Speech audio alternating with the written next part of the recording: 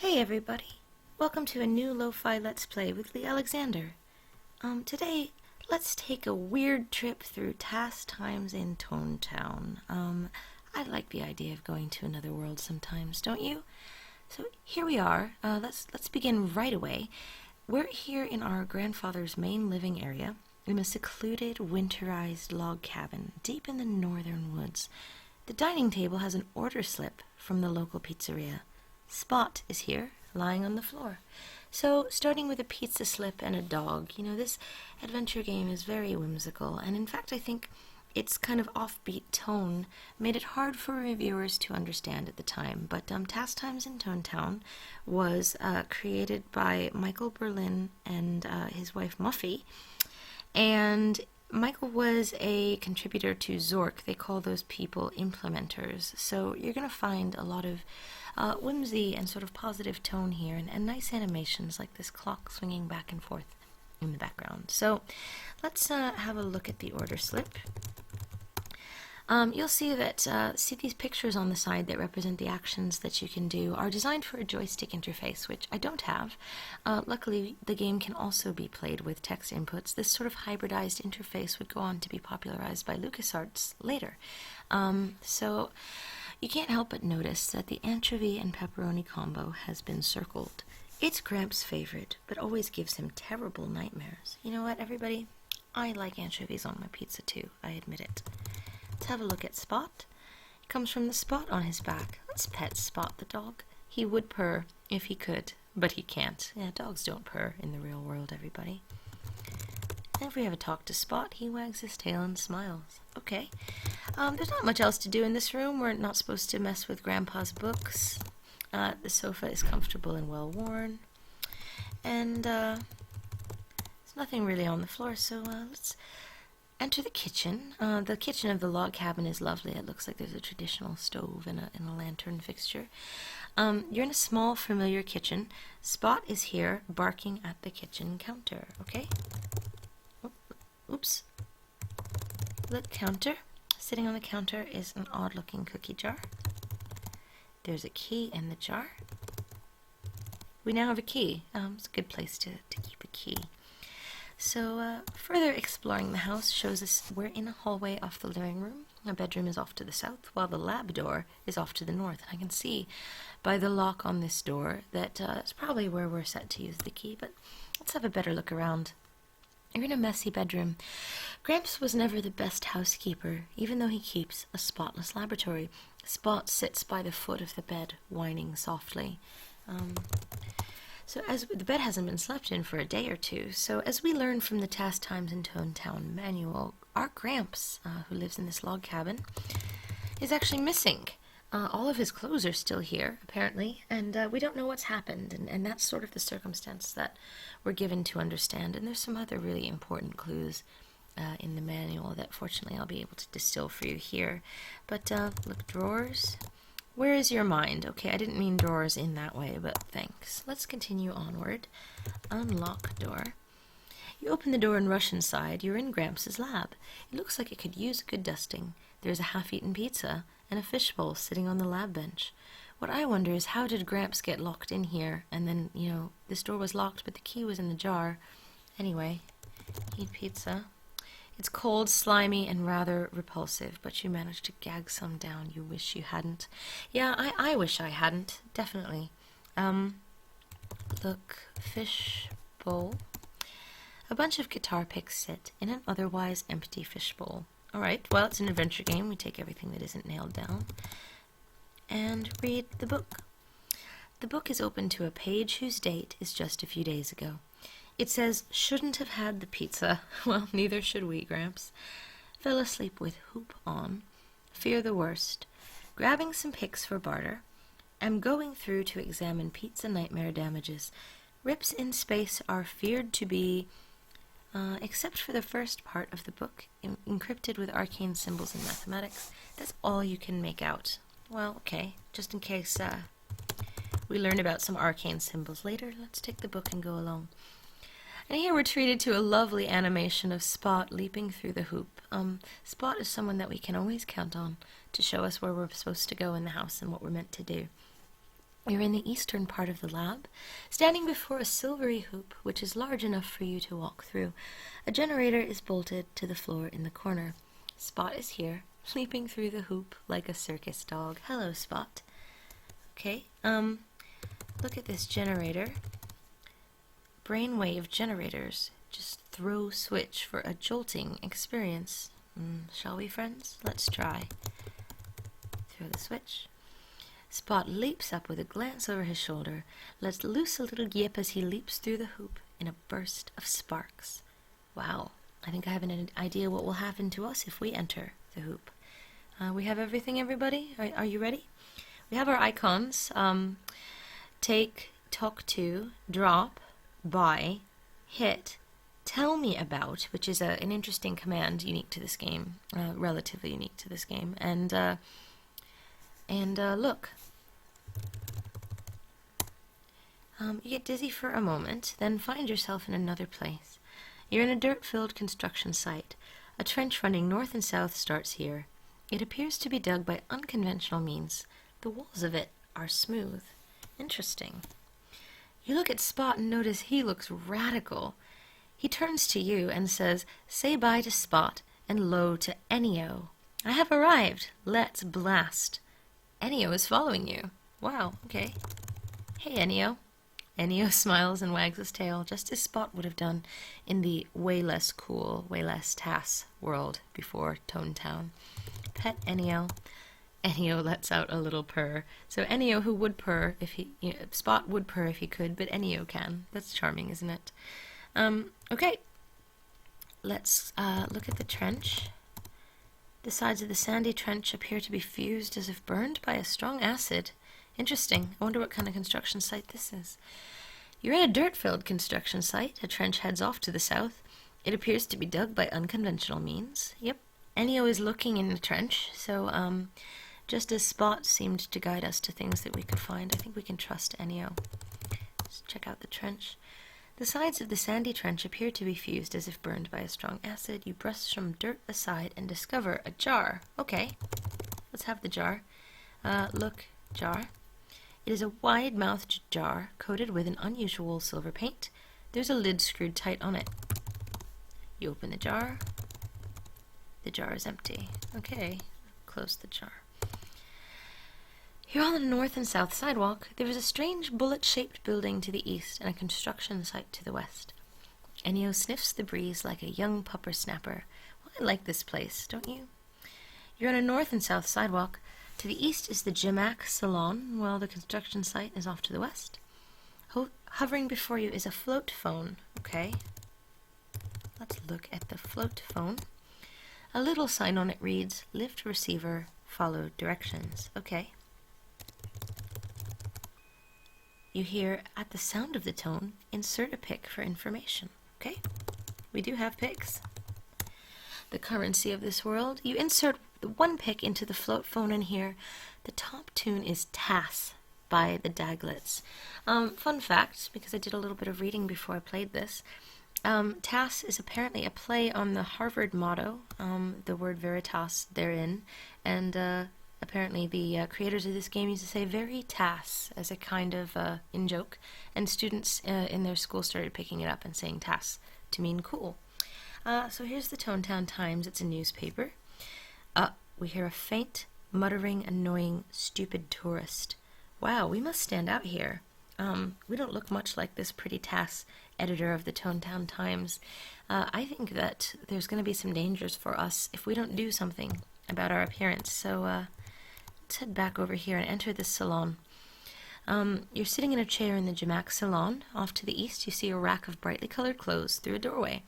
Chaz, Tonetown's famous body stylist, hands you a die-cut diorama. Pink is 2 pics, glitter 3 pics, royal blue is 4 pics, sparkle plenty is 5 pics, feather foil is 10 pics.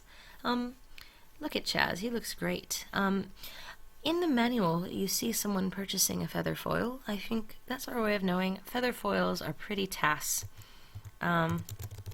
So let's buy a feather foil. Chaz puts a wild streak in your hair and says, "Now you're looking, Tone. Better than that John Boy Waltoon look you had. let's jet back to the teak. All right, I want to look as Tass as possible. We're in the teak, standing in a clothing boutique. Look clothes, maybe? I want to be as Tass as possible, don't you? This is some neon 80s new wave stuff, and I want to be Tone, I want to be Tass, none of that jam boy wall tune for me. There are lots of clothes on the racks, most easily separated into tropo-wear jumpsuits and slippy shirts. Again, there was some companion documentation that came with the game letting us know that slippy shirts are not selling, that they're stockpiling, actually, so they must not be very Tass. It's interesting to remember the days when the manual acted as a sort of copy protection, at most, or at best, you know, a little bit of reward for people who bought the actual copy. As a result, there would often be information in manuals that would be necessary for you to fully understand or complete a game. You purchase a jumpsuit for 5 picks. Chaz says a hooplet would look very Tass. Well, let's buy a hooplet. We have to be as Tass as possible. Oh, we purchase a hooplet for 2 picks. Franklin Snarl appears muttering, "I hate tourists." He then grabs you and throws you to the crocodilators. It seems the game has ended. Would you like to try again? Yeah. It looks like we didn't put on our totally Tass clothes in time. You know, that stinks, doesn't it, when you're not Tass enough. So let's try that again. Luckily, I have a save game right by the float phone, and fortunately, you probably get Tass a little quicker this time. Head to the teak. By hooplet. So now we know why. This is a place where not being with it and not being Tass enough can get you thrown to the crocodilators by Franklin Snarl, which is a terrible way to go, honestly. It sucks to feel like your coolness is under threat, your life is under threat because of your coolness, doesn't it? Wear jumpsuit. I wouldn't know what that's like, though, because I am always Tass as hell.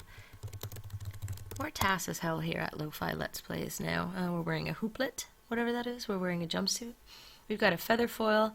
Let that guy mistake me for a tourist now. Thanks, Chaz. Chaz says, "You look Tone." Cool. Tell me about Snarl. Talk to Chaz. Well, interesting. I don't know. Maybe you need the joystick interface? Let's head back out anyway. I give up on trying to have people tell me about things, because, let's see, hovering before you is a float phone. Here's a newspaper dispenser. Read the newspaper. Don't be such a cheapskate. Okay. You insert a pick, open the dispenser, and get a newspaper. Fine. Read Article 1. Gramps vanishes. Franklin Snarl linked with mysterious disappearance. So wow. I wonder if our grandpa wasn't Tass and Tone enough for Tonetown. Snarl purchases choice in-town sites for the project of Snarl Construction Corp.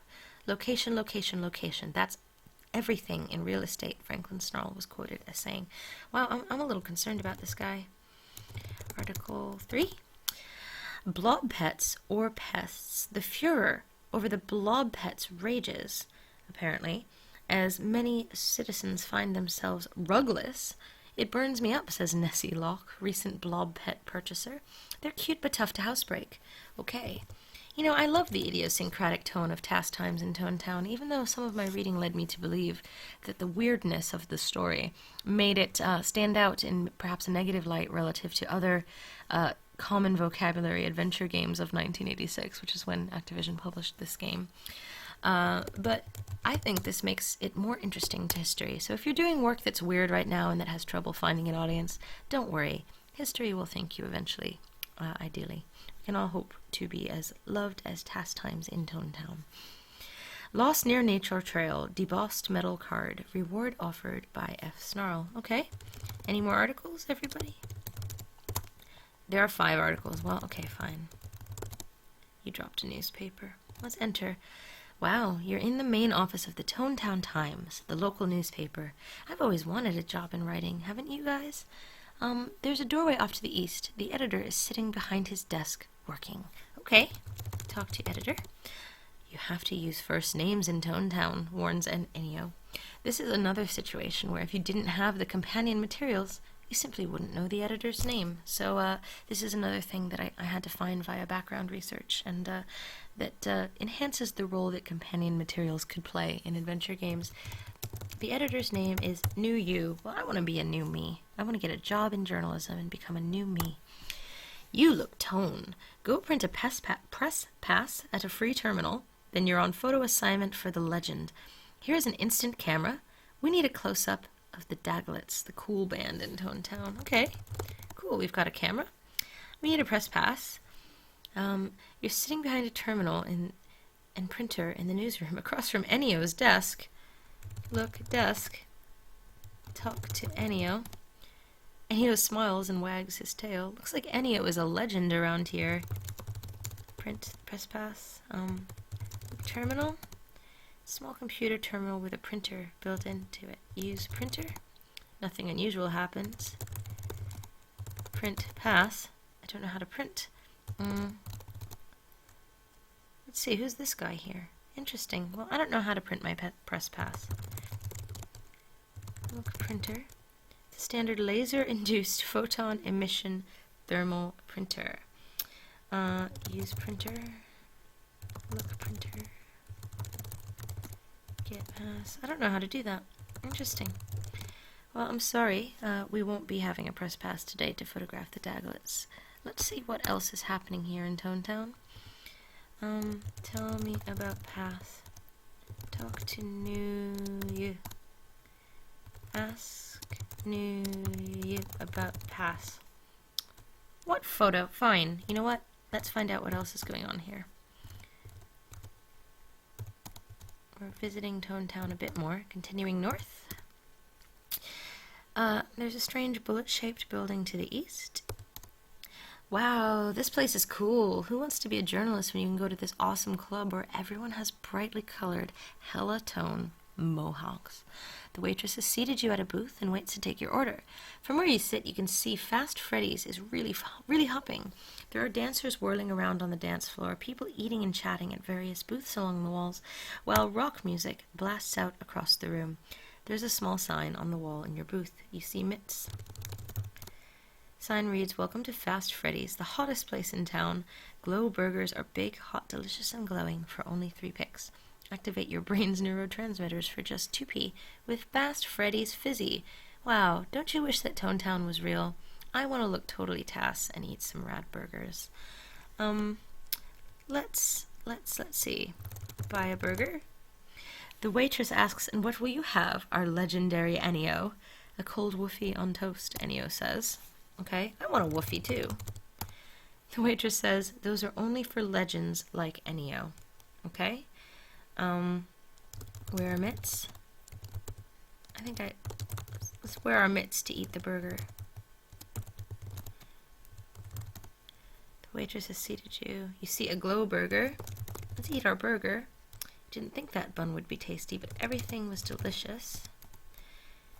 Buy a fizzy. I want a fizzy. Tastes like raspberries. You feel warm, flushed, and quite strong. Wonderful. Okay, thanks for the fizzy. Look, people. Talk to waitress. "Seem new around these parts," she said. "Yeah. Dance? That was fun. I like this game. It just lets you have fun. You know, it's just nice to find a game where the currency of popularity is not terribly used against you, except for the fact you can be thrown to crocogators." Ennio stands beside you, sniffing the stone path. He lets out a little whine. Okay. Search the path. See nothing special. Look, stone. Ennio smells something. Follow Ennio. Can't follow that. Ennio, is everything okay? Gramps came through this way. It's hard to judge exactly when. Time is different on this side of the hoop. He grins at you. Alright, which way do you think we should go, everybody? The north are beautiful weeping willows. To the west is a pet store. To the east is an oval-shaped building. Flo's party supplies. Hi, Flo. I owned a Flo rink in this game. Tough break, but the program got too big on the other side. So this says, "Flo, wait for the next game or sell party supplies." Flo asks you, "What's a girl to do?" She wipes away a tear with a laugh. Hey, maybe next game. Maybe I should quit games and do party supplies. Let's buy a mask. It's party day in town. Take a black or gold mask if you like. Oh, can't carry that much. What are we carrying? Let's drop the key. And, take a gold mask. Wear a mask. It's a snug fit, but it's on. Cool. I'm ready to party, honestly. I'm Tass as hell. You're standing in a beautiful park. There's a crowd of people here listening to rock music. A band is playing in the bandstand. A woman with soft green feathers in her intense pink hair emerges from the bandstand and smiles sweetly at you. Ennio looks around and barks loudly, joining in the fun. One ear flops over every so often, endearing him to a passing toner. This is nice, you know? I think this is fun. Ennio smiles and wags his tail. We have to use first names in Tonetown, so the stranger that is speaking to me and I will actually never get to know each other. And with that tragic circumstance, I'm going to leave you after taking you to Tonetown with me, getting a feather foil together and wearing a cool gold mask. You know, pink hair, we don't care. Tass as hell, not going to take any more, or something. Anyway, I can't figure out how to print my press pass, which could be an interesting metaphor for my real life. Anyway, thank you so much for coming along with me on this revisitation of a game that I know is nostalgic to so many of you. If you like lo-fi Let's Plays, you can visit my YouTube channel. You can talk to me at Lee Alexander on Twitter, or you can follow the Lo-Fi Let's Play tag on Rock Paper Shotgun, where my friends are kind enough to host these videos. Thanks for spending some time with me this week, and I'll see you next week. Take care.